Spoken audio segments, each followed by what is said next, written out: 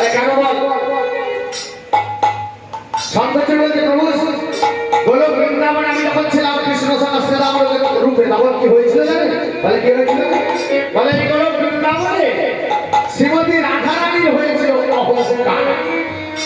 আর মায়েরা শ্রীমতী রাধারানী অহংকার করে বলেছিল বলো বৃন্দাবনে যে আমি ছাড়া এই বৃন্দাবনে কৃষ্ণ কোনোদিন লীলা করতে পারবে না।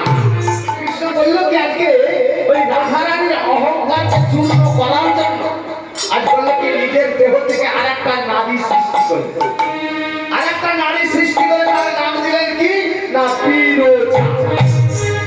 বিরজাকে নিয়ে করেছে কি কৃষ্ণ বিরজার খোঁজে বাবা, বিরজাকে নিয়ে লীলা করছে, শ্রীরামণ করছে।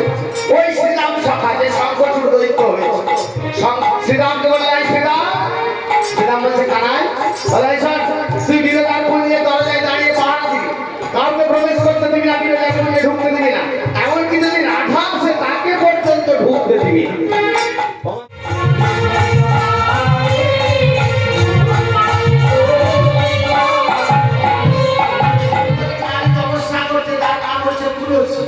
রাজা ধর্মধ্বজের কন্যা, সে আপনাকে স্বামী রূপে লাভ করতে চাইছে, আমি কি তাকে এই বর দেব? নারায়ণ বলছে ব্রহ্মা তুমি তুলসীকে গিয়ে বলো যে আমাকে স্বামী রূপে পাবে, আমাকে পতি রূপে লাভ করতে পারবে, তবে একটা শর্ত। তাহলে কি শর্ত?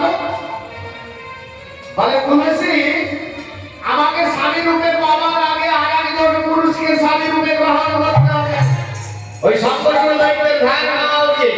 আর তুলসীকে গিয়ে বলো শঙ্করচূড় দৈত্যকে যদি বিবাহ করে তার গলায় মালা যদি পরান তবেই আমাকে একটা বাড়ির জন্য হলো স্বামী রূপে পাবে। বাবা ব্রহ্মা এলেন আমার তুলসীর কাছে, তুলসী প্রভু এসেছে তুমি? বলে হ্যাঁ।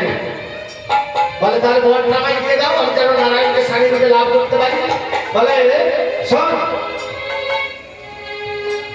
তুই নারায়ণকে স্বামী রূপে লাভ করতে পারবি, তবে একটা শর্ত আছে। বলে কি শর্ত?